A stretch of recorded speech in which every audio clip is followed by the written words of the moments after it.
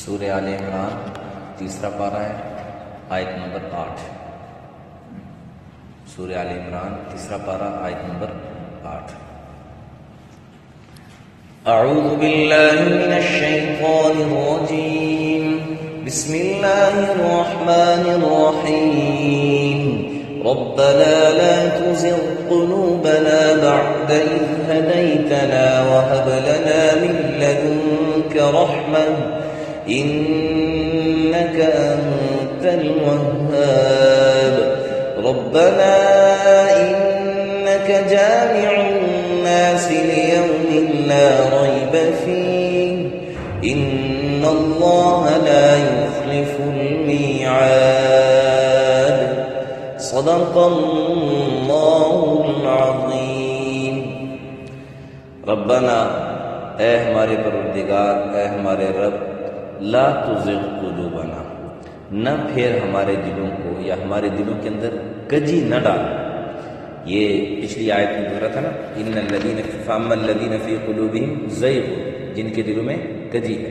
تو اب اس کجی سے پناہ مانگی جا رہی ہے دعا کے اندر کہ اے ہمارے رب، ہمارے دل میں کجی نہ ڈالنا، بعد اذ ہدیتنا، بعد ہدایت کے، کہ ہم کو ہدایت مل جائے اس کے بعد ہمارے دلوں کو پھیرنا نہ ہدایت سے۔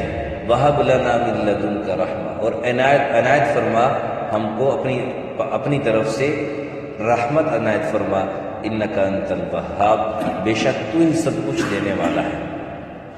ربنا، اے ہمارے رب، انک جامع الناس، بے شک تو لوگوں کو جمع کرنے والا ہے، لیوم، اس دن، لا ریب فی، جس میں کوئی شک نہیں۔ ان اللہ، بے شک اے اللہ تو، لا یخلف المیعاد، بے شک اللہ اپنے وعدے کے خلاف نہیں کرتا۔ میں نے عرض کیا تھا کہ اس صورت کے اندر نصارہ یعنی عیسائیوں کے عقیدے کی جو تردید ہے اور اس کے عقیدے کا جو ان کا باطل عقیدہ تھا، ان کی جو ہے وہ متعلق اس آیت کے، اس صورت کے اندر جو ہے وہ بیانات ہیں، اور ان کے باطل عقائد کو بیان کیا گیا اور ان کا رد بیان فرمایا گیا ہے۔ اور انہی میں ایک عقیدہ ان کا میں نے عرض کیا تھا کہ یہ ہے کہ وہ کہتے تھے کہ عیسیٰ چونکہ روح اللہ ہیں تو یعنی عیسیٰ خود ہی خدا ہیں، حضرت عیسیٰ علیہ السلام، یا پھر اللہ کے بیٹے ہیں، اور تیسرا ان کا یہ ہوتا تھا کہ تینوں خداؤں میں سے ایک ہے۔ تو ان سب کا رد بیان ہو چکا۔ پھر میں نے عرض کیا تھا کہ عیسائیوں نے اعتراض کیا تھا کہ آپ قرآن میں بھی تو روح اللہ اور کلمۃ اللہ حضرت عیسیٰ علیہ السلام کے متعلق فرمایا گیا ہے، اور اس کے ضمن میں پھر کیونکہ سوال ایک ایسا تھا کہ اللہ تعالیٰ نے پوری یعنی جتنے بھی قرآن مجید کے اندر ایسی الفاظ ہیں، ایسی آیات ہیں یا ایسے جملے ہیں جن کے یعنی معنی ہو سکتے ہیں اور ان کے معنی سے انسان سمجھنے سے قاصر ہو سکتا ہے، تو یہ ان کا معنی متعین نہیں ہو سکتا، تو اللہ تعالیٰ نے اس کے متعلق بھی سمجھا دیا، کیونکہ رب ہے نا، رب آگے بھی اس لیے کہہ دیا کہ رب بنا، اے ہمارے رب۔ تو میں نے عرض کیا تھا کہ رب کہتے ہیں جو تربیت کرے، جو تربیت کرے، اور والد جو اپنے بچوں کی تربیت کرتا ہے، اچھی تربیت کرتا ہے تو پھر بچے اچھے بن جاتے ہیں، اچھی تربیت کرتا ہے تو بچے اچھے بن جاتے ہیں، اور اگر تربیت صحیح نہ کرے تو پھر وہ ظاہر سی بات اچھے نہیں ہوتے ہیں۔ تو ہمارا رب ہماری تربیت کر رہا ہے، ساری تربیت کر رہی ہے۔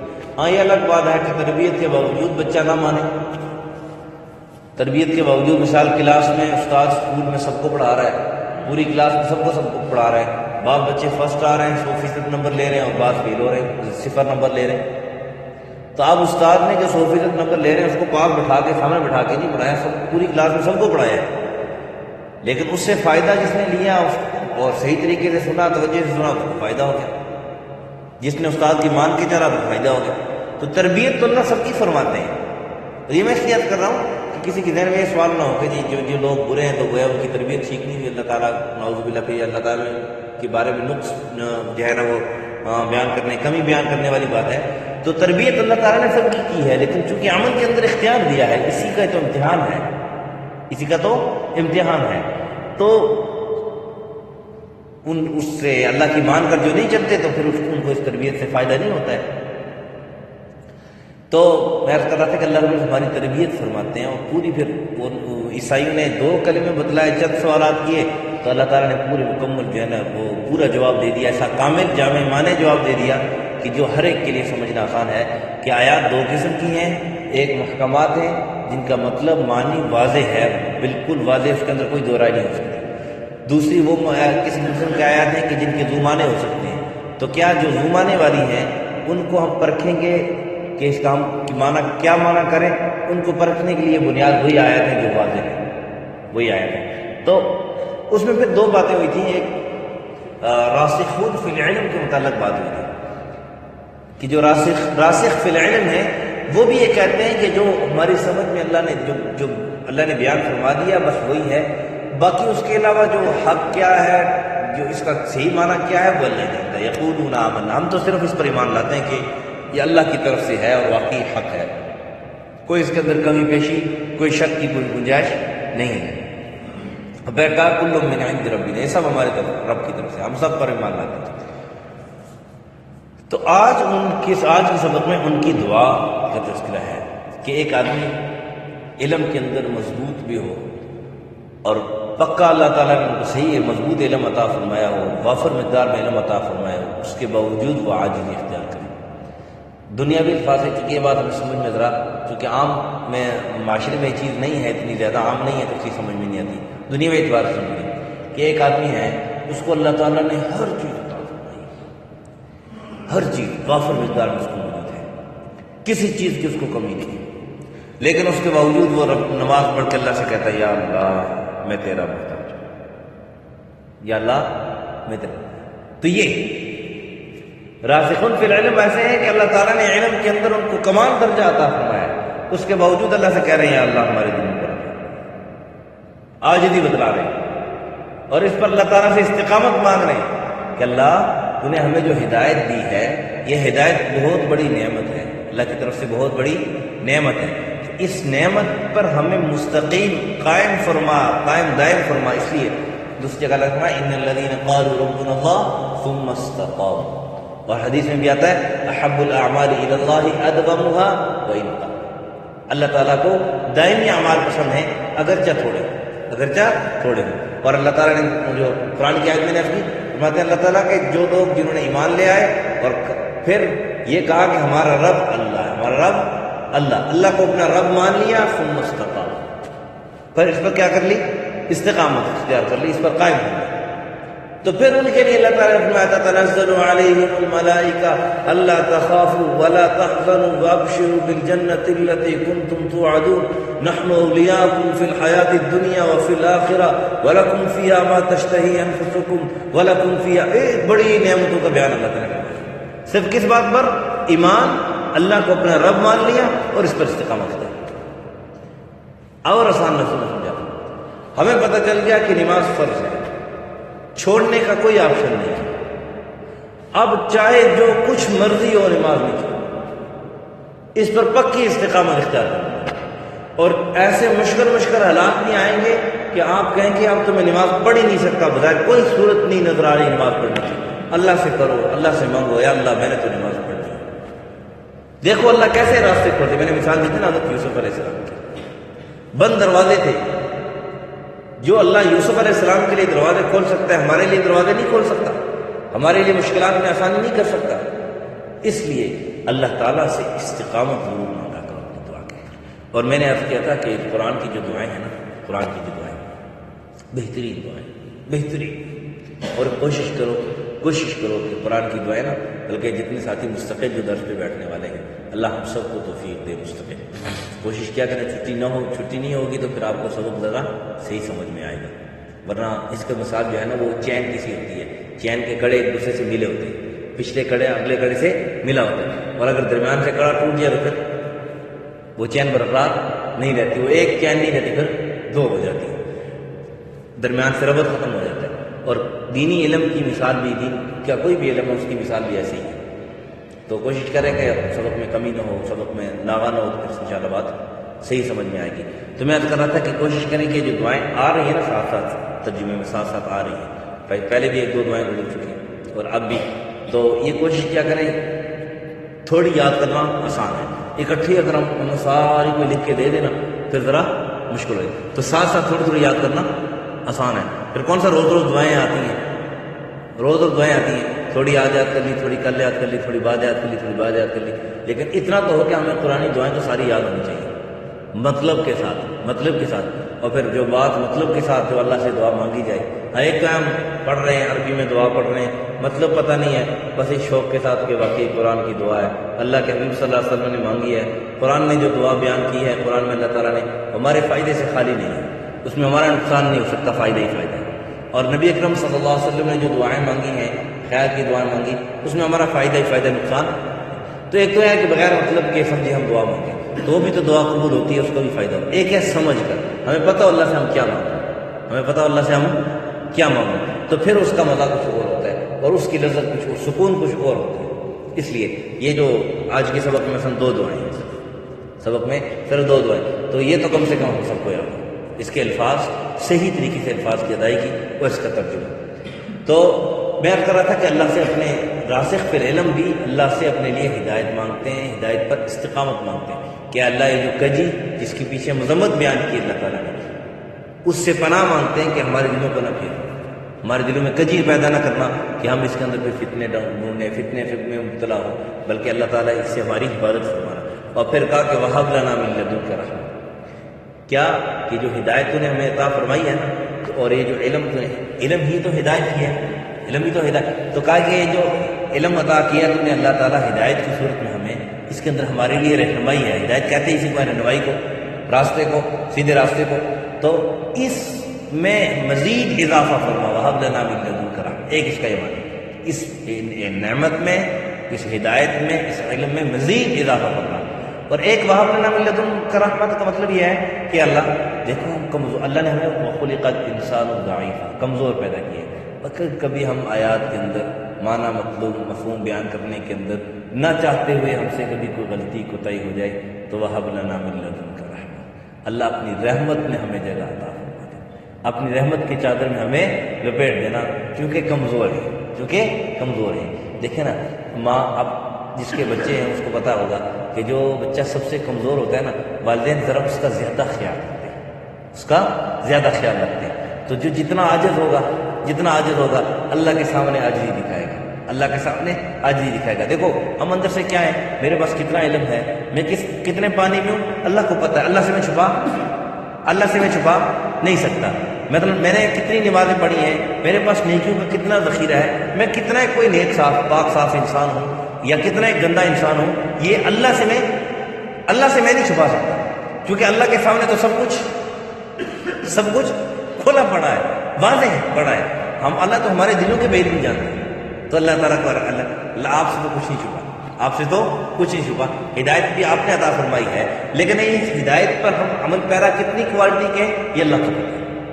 کتنے ایک درجے کے ہدایت پر عمل پیرا ہیں، جو علم تو نے اللہ عطا فرمایا، اس پر ہم کتنے جو ہے نا فیصد عمل کر رہے ہیں، اللہ تجھے پتہ ہے.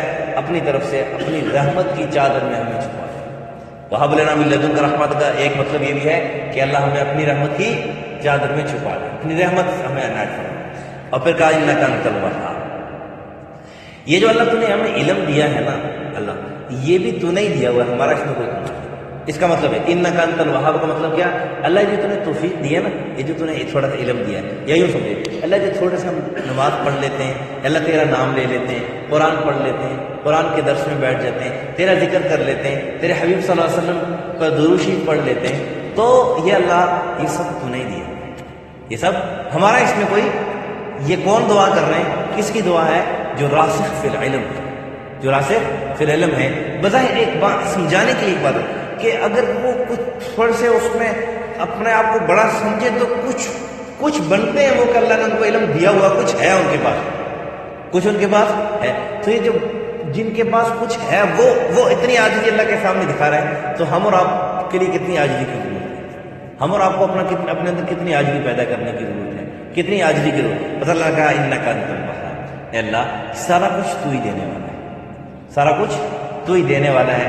وہ یہ سب ضرورتیں انسان کی پوری کرنے والے کون ہیں، اللہ کی ذات ہے. پھر کہا کہ ربنا انک جامع الناس لیوم لا ریب فیہ. اچھا یہ عجیب بندہ سب اس کے ترجمہ سنو نا، ترجمہ سنو، بظاہر سمجھ میں نہیں آتی یہ کیسی دعا ہے، اسے ہم اللہ سے کیا مانگنا ہے. دیکھو نا، ربنا انک جامع الناس لیوم لا ریب فیہ، اے اللہ تو قیامت کے دن سب کو جمع کرنے والا ہے، جس میں کوئی شک نہیں. میں آسان سا ترجمہ کرتا ہوں. یا اللہ تو اس دن سب لوگوں کو جمع کرنے والا ہے اس دن جس دن میں کوئی شک نہیں. اس دن سے مراد قیامت کا دن ہی مراد ہے. کہ اللہ لا یخلف المیعاد، بے شک اللہ تو خام خواہی جمع کرے گا، ضرور بھی ضرور جمع کرے گا. اس اپنے وعدے کے اندر تو وعدہ خلافی نہیں کرتا، تو ضرور سب کو جمع کرے گا. تو یہ تو ایک بات بظاہر سمجھ میں نہیں آ رہی کہ کیا دعا ہے، یہ کیا دعا ہے. دعا مانگی جا رہی ہے بظاہر، لیکن دعا کیسی ہے؟ اس میں اندر کچھ مانگنا تو نہیں پایا جا رہا. کچھ سوال سمجھ میں آ رہا ہے؟ پہلے سوال سمجھانا پڑتا ہے، پھر اس کے بعد پھر جواب. تو بظاہر اس کے اندر کچھ مانگنا نہیں پایا جا رہا ہے. ہاں، اس کا لنک پچھلی والی آیت سے ہے. اس کا لنک پچھلی والی آیت سے ہے. کیوں؟ اس وجہ سے دنیا دارالعمل ہے. دنیا کیا ہے؟ دارالعمل ہے. بدلے کی جگہ انعام کی کون پاس ہے، کون فیل ہے، کون فرسٹ ہے، کون پاس ہے، کون فیل ہے، کون فرسٹ ہے. اللہ تعالیٰ نے وَكُنْتُمْ أَزْوَاجًا ثَلَاثًا. قیامت کے دن آپ 3 گروہ ہوں گے. فَأَصْحَابُ الْمَيْمَنَةِ مَا أَصْحَابُ الْمَيْمَنَةِ. ایک وہ کہ جن کو عمل نامہ دائیں ہاتھ ملے گا. اللہ کہتے ہیں کیا شان ہے ان کی، جن کو عمل نامہ دائیں ہاتھ. وَأَصْحَابُ الْمَشْأَمَةِ مَا أَصْحَابُ الْمَشْأَمَةِ. بائیں ہاتھ والے ایک وہ جن کو عمل نامہ بائیں ہاتھ ملے گا. کیا برائی ہے ان کے لیے، کیا بربادی ہے ان کے لیے جن کو عمل نامہ بائیں ہاتھ ملے گا. ٹھیک ہے.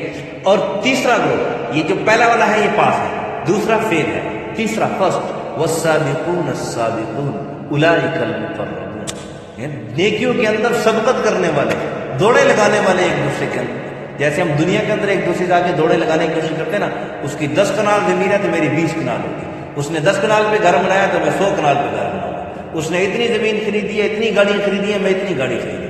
اس کی اتنی پراپرٹی ہے، میری اتنی پراپرٹی. ہم دنیا میں ایک دوسرے کا، اللہ نے فرمایا دین کیا، دین میں ایک دوسرے سے. عمر رضی اللہ تعالیٰ عنہ، عمر بن خطاب رضی اللہ تعالیٰ عنہ کتنے مسلمان ہو گئے، لیکن دوسرے نمبر پر جا کے پہنچے. کتنے نمبر پر مسلمان، کتنے بعد میں مسلمان ہو رہے ہیں، اس سے پہلے کتنے صحابی مسلمان ہو چکے ہیں، لیکن سبقت سبقت سبقت سبقت سبقت سبقت دوسرے نمبر پر. کیا؟ دین کے اندر ایک دوسرے. اور پھر دوڑ لگی رہی، رکے نہیں. عمر رضی اللہ تعالیٰ عنہ حضرت ابوبکر صدیق رضی اللہ تعالیٰ عنہ سے بھی آگے بڑھ نیکی میں ایک نہیں، یہ نہیں کہ ان کے ساتھ کوئی ضد ہے، ان کے ساتھ کوئی دشمنی ہے، نہیں، آگے بڑھنے کی کوشش کر رہے. کئی موقع آئے جس پر بظاہر کامیاب نہ ہو سکے. حضرت ابوبکر صدیق رضی اللہ تعالیٰ عنہ پھر بھی آگے بڑھتے رہے. پھر آخر میں جا کہا صدیق تجھ سے کوئی آگے نہیں بڑھ سکتا، تجھ سے کوئی آگے نہیں بڑھ سکتا. ہاں، کیونکہ دیکھو نا، اللہ کی طرف سے فرشتہ سلام لے کے آ رہا ہے کہ رسول اللہ ابوبکر صدیق رضی اللہ تعالیٰ عنہ سے کہہ دیں کہ اللہ آپ کو سلام بھیجنے اور پوچھیں کہ اے صدیق کیا تو اس حال میں مجھ سے پوچھ رہے ہیں، کیا حال ہے؟ تو بس اس سے کون آگے بڑھ سکتا ہے؟ تو والسابقون السابقون، ایک دوسرے سے آگے بڑھنا. تو خیر یہ بات یہی ہو تو دوسری طرف چلی جائے گی. دنیا دارالعمل ہے، دارالجزا نہیں ہے. تو اللہ تعالیٰ کے یہ جو ہے نا، پیچھے جو مانگے اللہ سے دعا مانگی ہے، اور پھر کہا کہ اللہ تو اس دن لوگوں کو جمع بھی کرے گا اس دن، اور اس میں کوئی شک بھی نہیں ہے، بات بھی شک نہیں ہے، پک ہے، بات بھی پکی ہے کہ جمع ہوں گے. اور پھر آگے سے کہہ دیا ان اللہ لا یخلف المیعاد. اللہ تو نے ہم سے وعدہ کیا تھا نا، تو نے ہم سے وعدہ کیا تھا کہ ان الذین آمنوا وعملوا الصالحات یہدیہم ربہم بایمانہم تجری من تحتہم الانہار. جو ایمان والے ان کو میں نعمتیں دوں گا. اور پھر کہا کہ جو تم میں سے ایمان والا مرد ہو یا عورت اعمال صالح کرے گا تو اللہ اس کو دنیا میں دن کی بھی بہترین اس کی ہوگی، آخرت والے دن کی بھی. تو یہ اللہ کو وعدے، جتنے بھی وعدے اللہ تعالیٰ نے کیے، ان اللہ لا یخلف المیعاد. اللہ ہم نے کچھ کوشش کی ہے، کچھ کوشش کی ہے کہ تیری ہدایت پر چلیں، تیری مان کر چلیں. تو یا اللہ وہ وعدہ اپنا یاد رکھنا. وہ وعدہ یہ نہیں ایک قسم کی، یہ نہیں ہے کہ اللہ وعدہ بھول سکتا ہے. یہ اللہ کو وعدہ یاد دلانے کی ضرورت ہے، اللہ کو وعدہ یاد دلانے کی بھی ضرورت نہیں. انسان اپنی طرف سے اللہ سے مانگ رہا ہے کہ اللہ وہ وعدہ تو نے جو کیا ہے ان وعدوں پر پورا اترنا. اس دن جو تو نے وعدہ کیا ہے کہ کس کو میں کامیاب کروں گا، کس کو ناکام کروں گا، یا اللہ ہمارے حق میں کامیابی والا وعدہ فرمانا، کیونکہ ہم نے کوشش کی ہے. راسخ فی العلم ایک دعا کر رہے ہیں، اور ہمیں بھی اللہ سے یہی دعا کرنی چاہیے کہ اللہ ہمیں بھی ہدایت عطا فرمائے، اپنی رحمت کی چادر میں جگہ بھی عطا فرمائے اور اپنے سوا کسی کا محتاج نہ بنائے. وہ ہے نا ربنا لا تزغ قلوبنا بعد إذ هديتنا وهب لنا من لدنك رحمة إنك أنت الوهاب کا ایک مفہومی ترجمہ کیسے بنتا ہے کہ اے اللہ ہمیں تو نے تھوڑی سی جو دین کی سمجھ دی ہے نا، دین کی سمجھ دی ہے، یہ اللہ یعنی کیوں سمجھے کہ اللہ جو تو نے روشنی دی ہے نا تھوڑی سی سمجھنے کی، جو بات تجھے سمجھ کہ اللہ اس پر ہمیں مستقل رہنے کی توفیق عطا فرمانا، اس سے ہمیں دوبارہ وہ کفر کے اندھیروں میں نہ ڈال دینا، کفر کے اندھیروں میں ڈالنے سے بچانا. اور پھر کہا کہ وَهَبْ لَنَا مِن لَدُنْكَ رَحْمَةً، کیونکہ جھونکے آتے رہتے ہیں نا، طوفان اور جھونکے آتے رہتے ہیں، کہیں یہ نہ ہو کہ گمراہی کا جھونکا آئے اور ہم گمراہ ہو جائیں. نہیں، جب گمراہی کا جھونکا آئے، کوئی یلغار پڑے گمراہی کی، تو اس وقت ہمیں اپنی رحمت کی چادر میں جگہ عطا فرما دینا. تو پھر کہا انک انت الوہاب، کیونکہ اللہ ہم تیرے ہی محتاج ہیں. تو نے اگر نہ چاہا، تو نے اگر تیری مدد شامل حال نہ ہوئی، ہم نماز بھی نہیں پڑھ سکتے، قرآن کی تلاوت بھی نہیں کر سکتے، کچھ بھی نہیں کر سکتے، کچھ بھی نہیں کر سکتے اگر اللہ تیری رحمت کی چادر میں ہمیں جگہ نہ دی. یہ اس آیت کا مفہومی ترجمہ کرنا. اور پھر ربنا انک جامع الناس، اس کے بعد ہو چکی. اللہ ہم سب کو سمجھ کے اور عمل کی توفیق عطا فرمائے. تقریباً اس کے جتنے بھی جو لوازمات تھے وہ عرض کر دیے ہیں. اللہ ہمیں سمجھ اور عمل کی توفیق عطا فرمائے. رب العالمین والعاقبۃ للمتقین، الصلاۃ والسلام علی اشرف الانبیاء والمرسلین وعلی الملائکۃ المقربین وعلی عباد اللہ الصالحین. اللهم إنا نسألك الجنة ونعيمها وما يقربنا إليها من قول أو فعل أو عمل.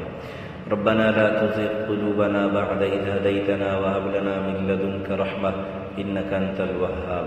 ربنا إنك جامع الناس ليوم لا ريب فيه إن الله لا يخلف الميعاد. ربنا لا تزغ قلوبنا بعد إذ هديتنا وهب لنا من لدنك رحمة إنك أنت الوهاب. ربنا إنك جامع الناس ليوم لا ريب فيه إن الله لا يخلف الميعاد. صلى الله على النبي الكريم محمد وعلى آله وصحبه.